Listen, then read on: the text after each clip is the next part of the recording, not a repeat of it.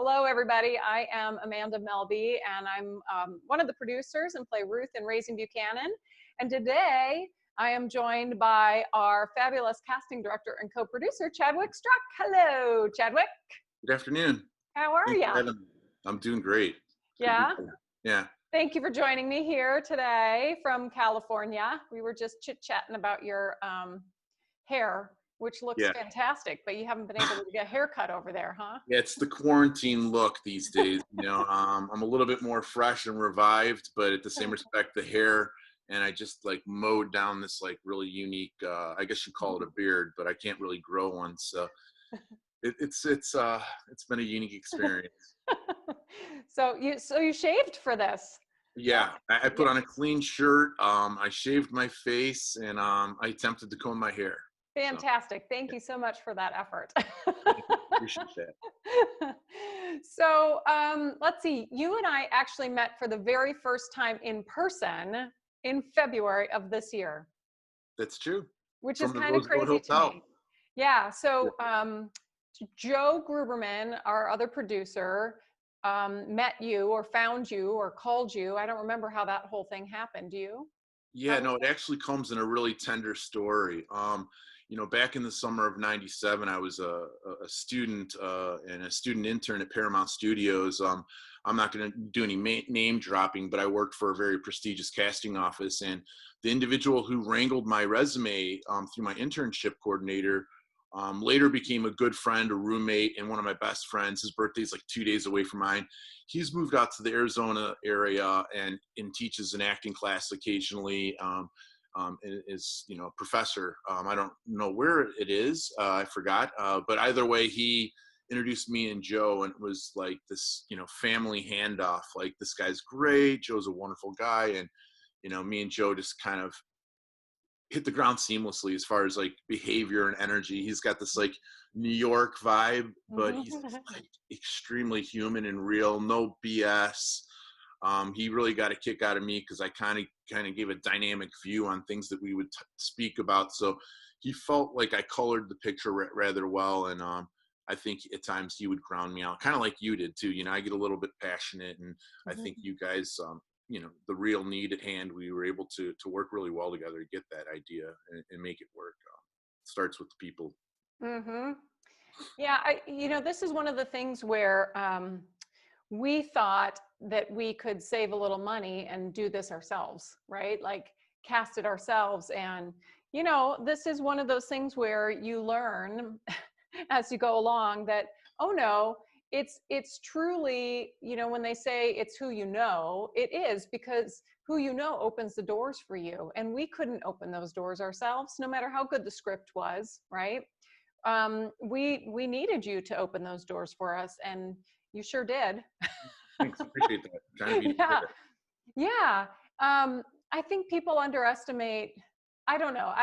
For me, it was just all about budget. It's like, okay, we need to save as much money as possible, and what can we do ourselves so that we, can save a little bit more here and feed people better, or do whatever else we were going to do with the money. And comes down to, you got to have the right people in the right place. And so that was certainly a lesson I learned, that you really need to have the right people in the right place. And you were one of those people for sure. Wow. So. I appreciate that very much. For me, I know it sounds kind of sappy, but I do feel like you grow as a family and your world expands. And, with you guys, it's like I hear echoes of compliments through you guys, and I hope you hear the same from me. With all the festivals that you guys have been to, you've met, different people that I've known over the course of that experience. And it's just been very rewarding to see how the film turned out, and to see all the life that goes with it. And again, going back to the people, sorry, we need to hand out a box of tissues before the end here. Oh, well, let's talk about some of those people. So originally when we talked to you, Joe and I, we said, well, let's get our Buchanan, right? We need to hire our Buchanan, because then we should be able to get everything else, and hopefully everything will fall in line. And at the point when we first started, we were considering filming just the Buchanan scenes first, and then using that footage to help finish the fundraising and go on down the road. So that was what we were doing just at first. And so we we, meaning Bruce, put together a list of actors, and we sent that over to you. And then what do you do when you get this list of actors? And you look at it, and then, you know, some of these people obviously were way out of our range, and some of them weren't. What do you do when you take a look at our list, and how do you process that, and how do you give people feedback? What was really unique about this one was the period piece nature of the role, and the, you know, the iconic nature of you know, someone playing a U.S. president. It really kind of limits us to kind of looking into that theater world, or those actors that have that very crisp background. And so in that world, you have the likes of Sir Anthony Hopkins, etc. You know, all these guys with Sir in front of their name, or just amazingly decorated careers. And often it's very difficult to get, you know, one of those types of actors to come and work. And I felt like it was a film that, you know, we were, you know, immersing in like current times, and it was going to be hip and fun. Who could really kind of play within that world of, you know, say the aristocratic presidential role, but then at the same respect, you know, given the circumstances, be able to, you know, meld into the concept of what Bruce was looking for, and to work with, not that by any means you're a contemporary actor, you're a well-trained, great actor, but playing a rather contemporary role, having that gentleman weave with you. And, you know, going back to my Star Trek days, we looked for classically trained actors, and I also worked at the Mark Taper and Amundsen, the Center Theater Group of LA. So it was immediately my brain went to that section first. So I had a lot of cross references with people that I felt would work for what we were doing with what you guys did. But of course, there was some pie in the sky ideas, and you never look at anybody like they're crazy, because everybody wants the best they can for their project. And you know, when you have a role like this that we could shoot in an economical way, where we're not using too much of that actor's time, which we were very smart and savvy in the way that we were able to put that schedule together. It really kind of came down to, you know, someone like Rene Aubergenois. I mean, we went through like 4 or 5 different guys that were like him, and he was the top of the list from the beginning. I think we made 1 or 2 tries before we actually, you know, really kind of got into him. Maybe there was another one, but you know, knowing him from the Star Trek days, he was great. But then also knowing some of his, like, you know, buffoonery and stuff that he did in some of the 80s comedies and stuff that he did over the years. So he really kind of felt like the perfect marriage for what we were trying to do. And I felt like as long as we put some really cool impact players around him or in the rest of the cast, it would really kind of work out. Otherwise, he could feel a touch dated, or he could feel a touch Star Trek television celebrity inserted into a movie. And I think the filmmaking itself really kind of made a nice nest for him to come in and do the best that he could do. You know, personally, I felt like he did a wonderful job. Oh, I did too. Yeah. For what we were needing as well. Yeah, I just shared a photo of him. I don't know if you saw that, but he's sitting in the kitchen on the counter, and I'm eating mac and cheese. And, you know, there is that nice contrast of contemporary and elegant and elevated. He was elegant, I think is a good word to describe him. And so good, you know. Both our veteran actors, the older gentlemen, they brought so much life to the film. Yeah. So you worked on Star Trek? Somehow I missed that, Chad. Oh yeah, I worked on Star Trek Voyager, Star Trek Deep Space Nine as an intern, and eventually as an assistant. The last season, almost the whole last season of Deep Space, and then almost the whole last 2 seasons of Voyager, and then on the pilot of Star Trek Enterprise, and then that's kind of pretty much where it stopped. I think it was a total of the 2-episode pilot for Enterprise, and then the start of an episode, and then the job ended. So. Wow. Okay. Well, that ties, it's kind of like full circle. Ties everything together, doesn't it? Yeah, had a, you know, very you know, interesting pool of actors that I was able to work with when I first started, that being on the Star Trek show and that being at the theater. I worked with Sir Peter Hall at the Shakespeare for Shakespeare Rep of '99 at the Mark Taper and Amundsen. That particular was Amundsen, and then Neil Simon on The Dinner Party. So there was some pretty interesting theater experiences prior. Do you still do theater or no? I haven't in a while. I was fortunate to work on a small play in like 2009, but ultimately it's been more film than anything in short films. But now it's been strong film since 2016. Very cool. Okay, so I'm going to share a picture of our other veteran actor who you found us. Well, you didn't find us, but you got us. So M. Emmett Walsh. So he plays my dad, Larry Kiesling, in the movie, and here's a picture of him. And he worked just one day and came in and did just tons and tons of pages of dialogue. Thank you, Bruce, for that, right? But did such a great job. And had you worked with him before? I'd been fortunate where he's been worked on projects, and oddly enough had Audition, which is kind of a rare occasion. But yeah, man, was he human in the movie. He just brings such that humanistic vibe, kind of polar opposites to our aristocratic, but sometimes, conversational Buchanan, Yeah, totally. Yeah, he was just and such a fun person to work with too.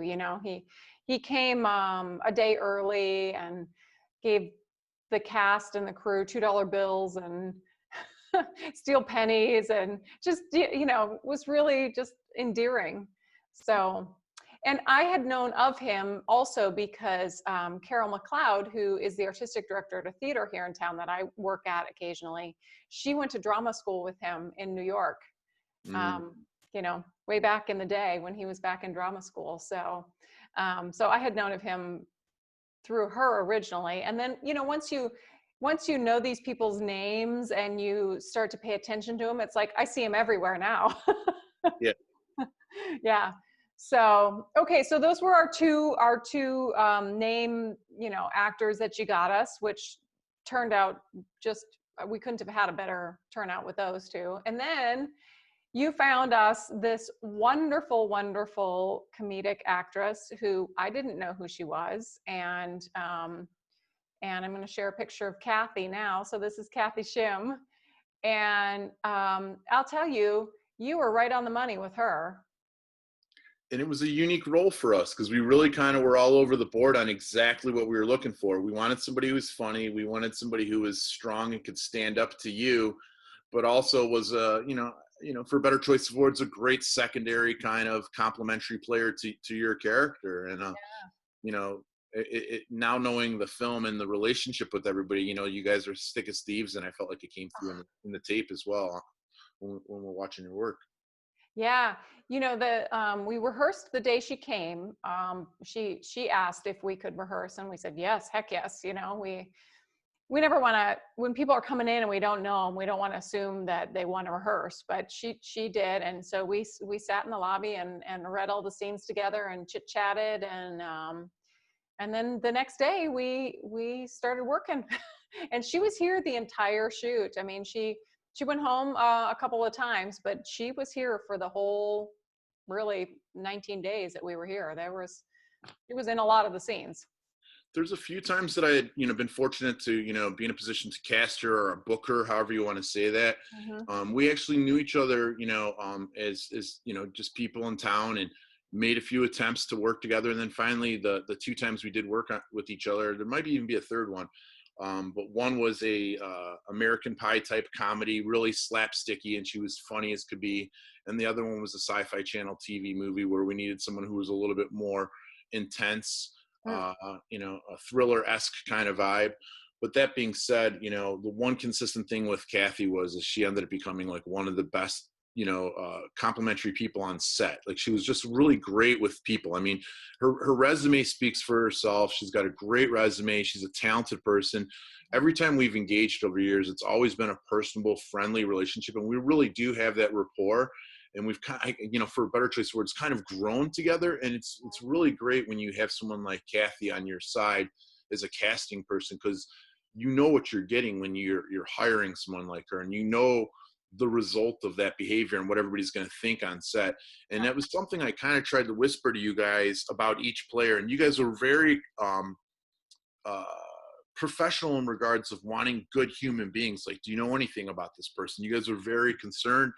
And it worked very well for me because clearly I'm quick to share those kinds of personal characteristics and such. Yeah, we really, Bruce and Joe and I have worked in Arizona here now for so long that it's like, you know, we know a lot of the crew, we know a lot of the actors, we know a lot of the people here, and we knew who we wanted to work with and who there was a handful of people we knew we didn't want to work with. And so we wanted to make sure that anybody that we were bringing in from LA or other places that, you know, that they fit into that vibe as well. So yeah, Kathy was one of those people that you kept coming back to with us. You kept saying, you guys really need to look at Kathy. You really need to look at Kathy. And I think our initial resistance was that she looked really young, like her headshot. She looked really young in her headshot. And you're like, she's not that young. She's not that young, not in a negative way, but because that was our resistance to it. And she was perfect. She's just absolutely perfect for it. So another lesson about listen to the casting director, right?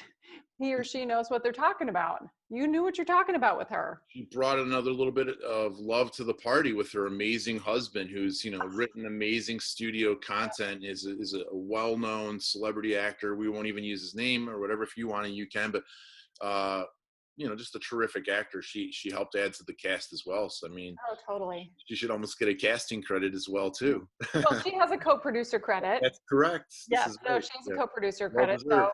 yeah, and you know, that's not a secret who he is. So Robert Ben Garant, and he Right. and Kathy came and did this with me. I think the day that the first weekend that we were available, the movie was available. So yeah, he just, oh gosh, he's so funny. So funny. They were both just so funny. He wrote How to Lose a Guy in 10 Days and Herbie Fully Loaded. And I was working as the casting associate on Herbie Fully Loaded. And from that point forward, I've been, you know, charting his career. And he's not an easy guy to get to, you know, to come onto your movie, because he's always been doing all his own stuff, Reno 911 and all these other big movies that he's doing. You know, he's never a guy that you're going to get as conveniently as we did, you know, which is not to knock on us. This is a compliment all the way around, you know? Yep. Yeah, I think he liked the script too, so that helped. Yeah. You know, and Kathy kept saying from the beginning to Bruce, you really need to meet my husband, because you guys like this political stuff and you like history and you like comedy, and it's smart comedy, and so she just kind of knew that they would hit it off, and certainly they did as well. So yeah. So that was fun. Okay, so you cast one other part for us, and this was another part that, you know, we didn't really know where we were going to go with the role, right? And so you cast Terrence Bernie Hines as my parole officer, Philip Crosby, and he's one of those guys where you shared his reel with us, and it's like, well, that's a no-brainer, right? Yeah, he's got that famous face, and he's done a lot of great work, you know, as far as, you know, Night at the Museum and some Fairly Brother stuff. Another one of these guys, he's a Michigan guy. We've already engaged in on some content to produce together. His wife's an extremely talented filmmaker, but me and him have known each other over the years. And like Kathy, there's never been any shame in either game, me reaching out to them or them reaching out to me. Always have been available for me. Always capable of drama or comedy or whatever. And I just think he's a very live and humanistic actor. He does have a certain comedy that he comes off of him that's just a naturally heightened kind of vibe, and he fits very well in that world.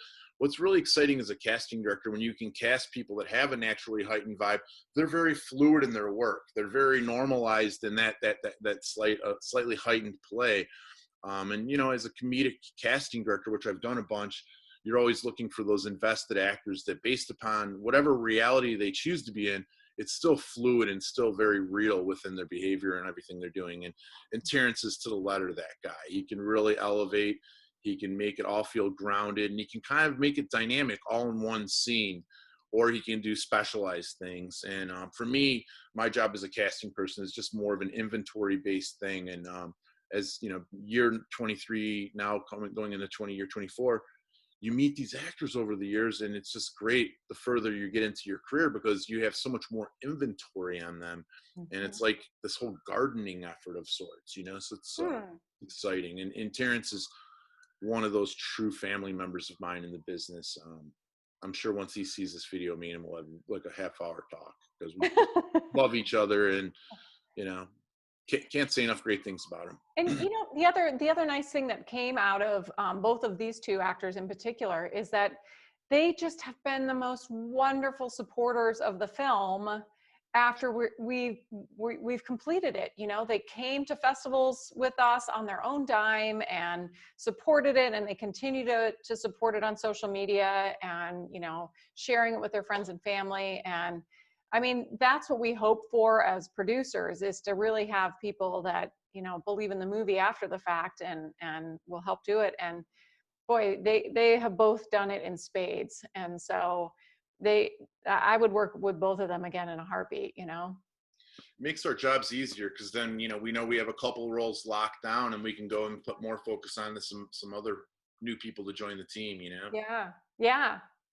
So so you saw the movie, you've seen the movie. Yes. What's your favorite scene?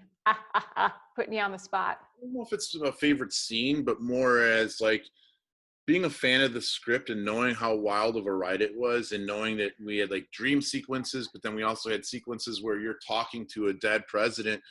For me, it was like, I've worked on so many indie films and been so fortunate to have stuff at festival levels, and then, some of it gets sold, but it's just like, this could really be a great film if it's done the right way, or it could be like, where is it going? Like, it could be like all a bunch of bits and pieces. I felt like the Renee work, the Buchanan work was so grounded and so humanized that it was like the adhesive to the movie versus the deterrent. So there wasn't one scene that really got me going. It was more lines of like, the zanier it got, like the words coming out of your mouth and in the script of all the other characters, a little bit out there, but I mean, it still felt very normalized and grounded, and like the whole way that it was human and real. I mean, altogether, the movie was just frame for frame wonderful. I think the very first opening shot, we have that close shot of Buchanan. It's a little bit off, but it's almost kind of like reenactment type docu-based kind of stuff. From that point forward, I was just totally taken on a ride, and I felt like it was very watchable and great, and so entertaining. And there was not a moment where I was like, oh man, they could have done that better, or wow, that was a wild thing and it was a great attempt, but it didn't work. It just did what was required in it, and it worked, And I think as filmmakers, that's what we really strive for. And then all the other fun stuff that happens, hopefully the fans see it and love it, Yeah, right. Yeah, hopefully they do. That's the plan. That's the hope. Okay, so when you're casting something, are you still doing? No, I know it's weird right now with quarantine and stay at home and stuff. But how much are you doing self tapes versus in person versus just casting off the reels? A lot of times for me, it is casting off of reels and self tapes and people that I have some, experiences with and have hired before. It's a great deal of that. And then it's also, dealing with the agents and managers and getting ideas constantly sent through. So I think you do hold auditions, and I think there's always a couple trigger roles that you look at. Either they're very specialized roles and it's hard to find, or it's this X factor thing. We really want to see somebody kind of come in and shake the trees and do something different. Then we'll open it up and we'll focus on just those roles alone. But, the lead roles and primary, secondary roles, a lot of times those are going to come through offers, and they're not necessarily marketable names, but they're, an assortment of players. There's the marketable name, and then there's the impact player. And sometimes that impact player isn't the person that's auditioning, but a self-tape or, knowing their work, and I could brag upon them. That's a way about, a lot of times in movies, it's like, we don't have just the 8 weeks to cast it. It's like, okay, we're casting for 4 months, but then all of a sudden the start date happens and it's like, we need it all now. So the effort is always switching and changing. So it's hard to kind of say how it is every time, but yeah, it's usually kind of finding a couple roles we need to audition for. And the majority of it is kind of coming together through the team. So on the other projects that you work on, are you casting all the parts? Or are you doing kind of what like you did with us, where you cast some of the name parts and the marquee names and things, but the local stuff was done separately? Well, if it's a Los Angeles hire as a casting director, I'm usually focusing on the whole list. Okay. If it's out of town, depending on the movie and depending on the filmmakers I'm working with, I'll be involved in looking at those tapes and in helping make make the decisions there. But in the movie business too, it's casting director is a cool title. Casting your co-producer is a really good title too. But at the end of the day, it's a team that puts this stuff together. I'm like the waiter that brings the ideas to the table, and then everybody takes a little bite or a little taste, and they say I like or I don't like, and then I work based upon the need of the true executives of the movie. I've been very fortunate that I have a couple different tribes I work with, and there's a couple very strong, talent, savvy producers that I work with. So I can't go through this whole conversation without talking about the great people that I work with and the strong talent-based people I work with. It's exciting in the indie film world because sometimes you get folks that just aren't fully understanding the need of what we should be trying to do. Yeah. Then you have people that are hyper intelligent at what the marketable value is, and hyper intelligent of this, hyper intelligent of that. So for me, I always feel like a student caught in a world of a bunch of exciting, extraordinary things. And for a better choice of words, I try to dumb the process down. When I'm handing off information, I used to be feverish and I'd have all this information and I'd still get it across. But now that I've been in the business a long time, I'm very instinctive. I try to do a less is more fashion for the folks that want things handed to them in a certain way. I think that detail is kind of giving me more opportunity to do more jobs and then be able to work with more people too. Number one, I'm asserting myself for them and the need of the production, but I'm also putting less of my time into something so I can shift to the next. But I'm always very passionate about meeting the need, and now I'm getting too much into me. I apologize for that. No, this is all about you. That's exactly what this is. It's all about you. Yeah. And I think we have a couple actors watching too. So I'll just throw it out there. There's a little bit of a delay, but if people have questions for you, they can type them into the comments in the conversation there. I'm able to see those. So we'll shout out to Andrea and Dickie. Hi, Dickie. And Zoe. Zoe played Captain Jarvis, and I did this with her last week. And then Dan Gluck. Oh, hi, Dan.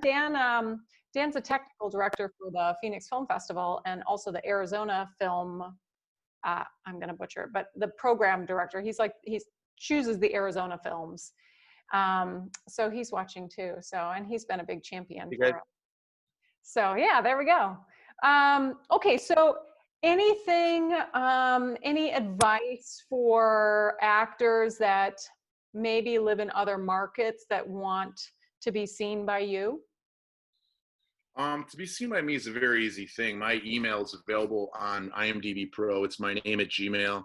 I've always been very open-hearted, being an independent contractor. I'm very grateful for the work that comes my way. And I think being open-hearted and available to people has caused greater relationships for myself, and at the same respect, the actor that feels like they can't reach out to actors. So there are, many casting directors out there that are like me. I think it's a matter of just being diplomatic and how you're trying to engage with those folks and being polite along the way, and less is more. You never know what kind of conversation somebody had before they were talking to you, how many emails they had that particular day. Don't take things as such a knock on yourself. Be proactive, be positive, believe in yourself, but you got to knock on doors, and it's a matter of how you knock on those doors. With me, just please knock on them. I'm available. Okay. So do you watch, like, if people send you a link to a reel or something? I'm really putting you on the spot. Absolutely. I'm always available for that kind of stuff. Yeah. There's been a couple times where people will send me 27 links, and it's a little bit overwhelming. Yeah. But usually I do my best to try to answer the ones that are, smaller emails, and it's a fluid conversation, and they can continue to send me things and happily give some feedback and some notes. But I think when it's a little overwhelming, it's a little overwhelming. Mm-hmm. So what are the trends for sending you materials these days?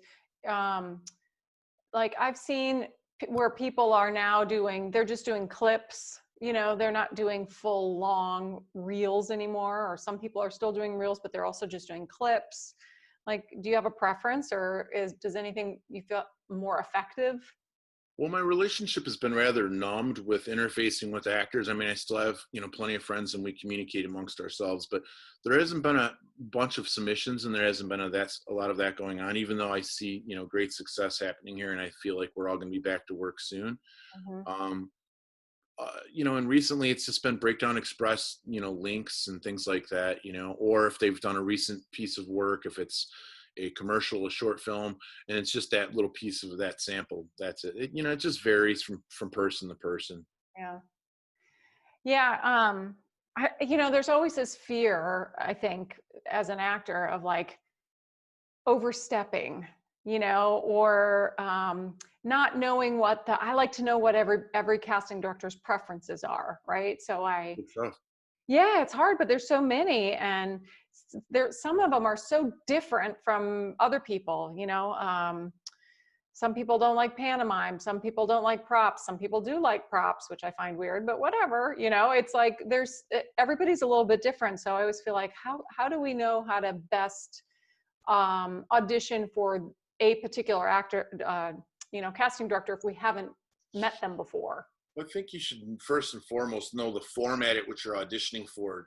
Television, and series content are now different than each other. When you're talking about cable or streaming content, you'd say that audition would be a little bit closer to a film audition.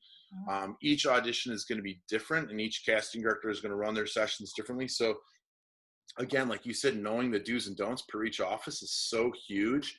Because the only thing I could give you would be the typical version of how you go about it. So I think knowing the canvas or the texture and the way you're supposed to operate in each office is huge. But my general rule of thumb is if it's television, assume that you're going to self-tape it or the audition is going to be here, from mid-chest and up with very little headroom, and you can't move out of that frame. So working and making an impact within that window is a little bit of a measured performance, more suggested movement. You're not going to bring a lot of pantomiming or a lot of physical play.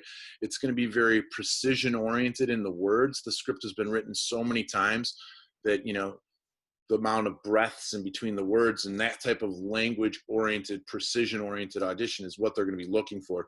All formats need to be humanistic and have a certain kind of vibe. Another thing for TV is we would do two different scenes. We would do like one, I'll skip that part. So that the TV version is the one that's a little bit tight like that, and you're doing more suggested movement and it's driven by the language.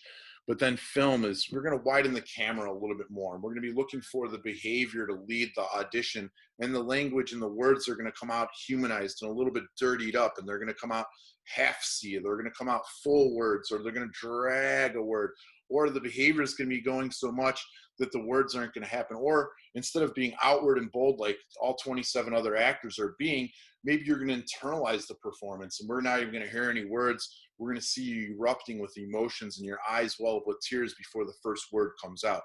Film is not really driven by any kind of real rules. We're looking to be educated by the actor that comes into the room. They're going to educate us on the role through the choices and the behavior and the texture that they bring. Essence, mood, energy, and texture are such a huge part of like the audition process. And I think that flirts a lot more in the film world, because TV, I don't want to say by any means is rushed, and I don't want to say calculated, but it's just a little bit more precision oriented. Whereas in film, it's like someone can come in and rewrite the character in their own way, not necessarily change all the words, but they can even change some of the verbiage and customize it for their own mouthpiece. But their whole style, their whole energy could be completely different from the last person that came in on a film. TV, it's a little bit closer to the vest and you kind of know what you're looking at. And streaming or series content for cable, I think, lends itself a little bit more to the film audition as well. Yeah. I love that. I'm going to have to, after we stop this, I'm going to have to go back and rewind and write down what you said. Just about that you're looking to be informed by the actors that are coming in, right? About like whatever you said, however you said that. I didn't we're looking for the actor to educate us on the role or educate us. That's really cool. That's really cool. It's almost like you're holding court or holding class. When an actor comes, for me, my whole thing is an auditioner that works in the room, not even so much like casting director or the producer or whatever.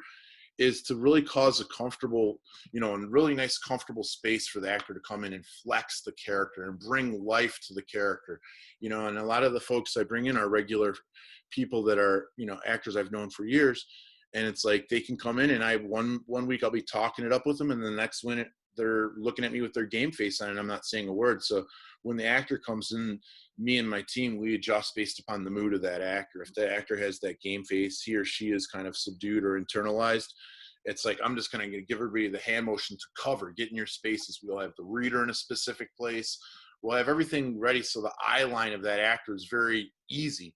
And of course, the actor that knows the room can come in and adjust the room very easily. And I'll never be offended, because anything to make them feel comfortable. I think I've been able to find a lot more permission to play. Like, the actors are bringing more to the audition when they know they kind of have to, and also when they have the ability to, I feel like giving actors the best advantage to perform is the greatest thing a casting director can do in an audition room.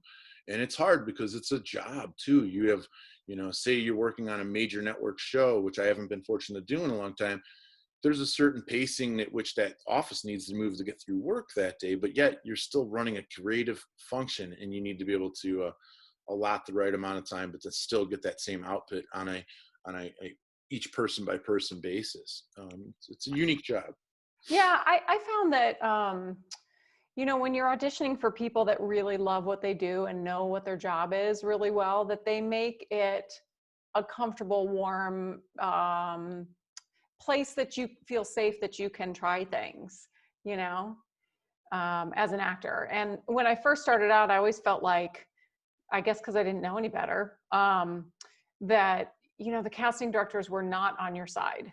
And in truth, it's the opposite. They should be on your side. They want, right? You want us to be good. I consider it bullets in a gun. If you have like all these great actors coming in, each player that's a great actor, if they're vastly different or they're all the same, they're all bullets in the gun. Mm-hmm. And for me, it's like, that's a bad metaphor. Sorry. I just made that up now too, by the way. But either way, knowing that you have, a good 4 or 5 people that you could share as a panel of your top selects to your executives is a great thing. And, if they're all the same, that's great. But it'd be nice if you had a couple of similar, one wildly different, it's really interesting when you can provide options that are different than the characters are written a certain way, but yet you bring in talented actors, and all of a sudden I'm bringing different dimensions for the team to look at and be like, oh, maybe she doesn't work right here and she's terrific in this audition tape. Well, why don't we see about her over here? Well, that's a large man. Well, there's so many males in that scene, and she actually brings this nice little light and sparkle. The role was written as kind of drab and dark, and all these things. Things start happening. We start getting creative when we see more options. And as a casting person, you can't get excited enough when you see the team getting excited with the malleability and the universal nature of the casting choices. It comes down to talent or no talent, man. And when you have impact players, talented players, it's so fun to just step back and you look like a wizard because you're not even doing anything special, but you're remembering the good ones. It's just like being a fan and watching them turn themselves loose in the room, and again, the growth in the room per each office, I think, is based upon that level of comfort and the level of the talent of that actor. So it's exciting when you step back and you let it whirl and you let it grow in front of you. Yeah, that's cool. I got cast once for a part that was written as a 50-year-old overweight Persian woman. And I was like, what do I, right there. yeah, Boom. I was like, what do I do with this? How do I be that person, And the casting director was like, you don't have to be that person. We called you in because we want to see you with the part, not you try to be a type that you're not, And on someone like you, though, being that person, because you're like, really? Yeah. Well, I think we play this game as actors, like, it's not a very healthy game, but like, okay, what do they want? What do they want? What's the best thing I can do to be what they want to be? And really what you were saying is like, that's not the answer. It's you be yourself, or you didn't say that, but you're wanting us to bring in our own thing to the room. But it's like, it's exciting because I know your body of work, and I know that you're also a teacher of actors and have a huge background. But it's like, it's sorry, I'm losing my train of thought. I get so excited sometimes. I was Yeah, just, no, go ahead. I got myself all worked up. I was just talking about how, you can't know what the casting director wants or what the director wants, right? When you have an expert level actor, which I consider that you are, it's like a lot of times when they start trying to think of ways to be a derivative of themselves, or they start becoming this less version of themselves because they're compensating and they're trying to do this contrived, like you can see it in their body language, like they're trying to fit into that mold. And it's just this contrived artificial thing. And it takes us out of the moment. Mm-hmm. When the actor comes in and they have thought about it in polar opposite ways, like this is the inside the box way. What can I do that's outside the box that's going to flex and be lively and interesting and different? A lot of times when we're thinking of what do I want, what can I do to satisfy them? Our application is a little bit wary, and it's the output's going to come out a little bit wary. The idea of being synergized and wholeheartedly thinking of multiple ways to play it. It's like, bam, I can shoot lasers out of my fingertips this way. I can shoot ice out of my fingertips this way. You've thought of that. You've conjured it up, and the magician is ready to unleash, But if all of a sudden it's like you come to the room and you're trying to satisfy the room, all that prep and all that headspace, all that emotional texture and wonderful stuff is like on the surface and contrived and like no depth at all, So it's exciting when you guys believe in yourselves and you've thought of other ways to play it. Yeah. Inside the box is always played by everybody, and it can be done well, but it's much better when that person's a wild card and they do something different. And wild doesn't need to be bold and loud. It could be subdued, internalized, and withdrawn.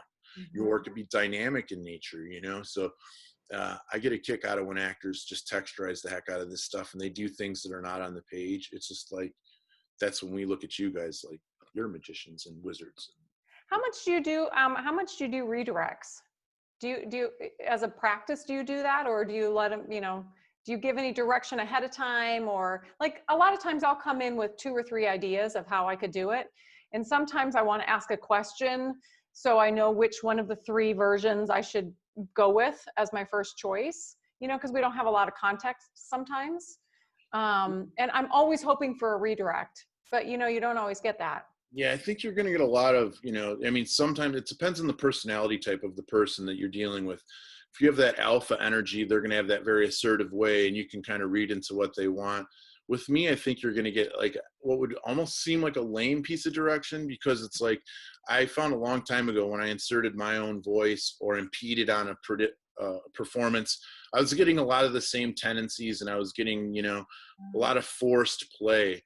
For me, it's not so much direction, but it's taking inventory on like what was great about what they did, and in my head, what was not so great, and kind of working on what they brought to the room and kind of angling it in a direction and letting the actor kind of lean further that way. And then we'll do another take or 2 take depending on the day. But sometimes if it's a busy audition day, it's maybe 1 or 2 takes tops past that.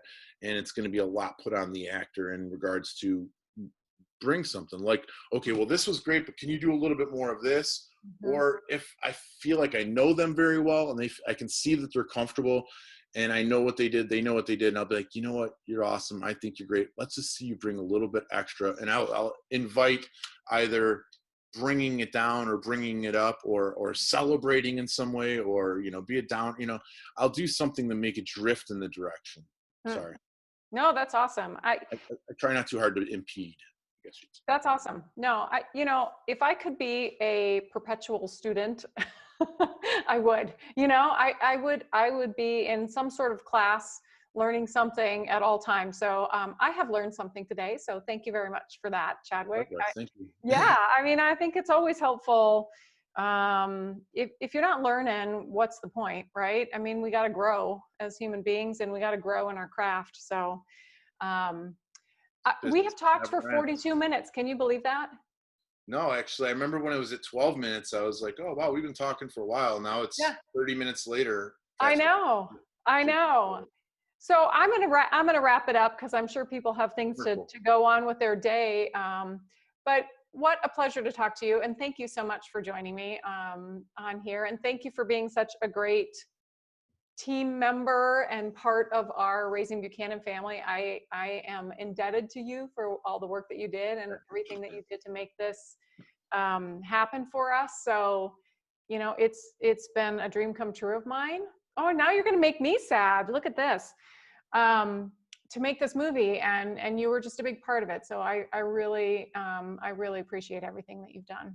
You know, watching it, I could tell this was that movie too, that, you know, that you've been wanting to make for a while. And it's just been exciting. And I think from beginning to end, you've been such a professional. You've expressed such leadership, but you've been so kind along the way. And you guys have all done very good by me. And the whole process, it just echoes good experiences for me. And, you know, Joe, Bruce, everybody, hello. Thank you for having me today. And thank you so much. I appreciate it.